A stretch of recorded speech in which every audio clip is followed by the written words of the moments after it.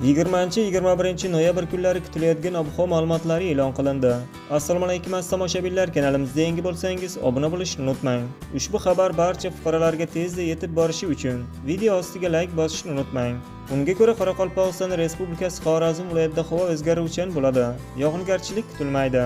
Kechasi 0.5 daraja iliq, kunduz kuni 12-18 daraja iliq bo'ladi. Buxoro va Navoiy viloyatida havo o'zgaruvchan bo'lib, yog'ingarchilik kutilmaydi. Kechasi 2-8 daraja iliq, kunduz kuni 14-19 daraja iliq bo'ladi. Toshkent, Samarqand, Sirdaryo va Jizzax viloyatlarida havo o'zgaruvchan bo'ladi.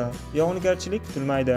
Faqat Toshkent viloyatida kechasi va ertalab ba'zi joylarda biroz yomg'ir yog'ishi kutilmoqda. Kechasi esa 2-8 daraja iliq, kunduz kuni 13-18 daraja iliq bo'ladi. Qashqadaryo va Surxondaryo viloyatlarida havo o'zgaruvchan bo'lib, yog'ingarchilik kutilmaydi. Kechasi 4-9 daraja iliq, kunduz kuni 16-21 daraja iliq bo'ladi. Andijon, Namangan, Farg'ona viloyatlarida havo o'zgaruvchan bo'ladi. Kechasi 2-8 daraja iliq, kunduz kuni 13-18 daraja iliq bo'ladi. Respublikaning tog'li hududlarida havo o'zgaruvchan bo'ladi. Ayrim joylarda yomg'ir yog'ib qorga aylanishi kutilmoqda. O'zingiz va oilangizni asrang.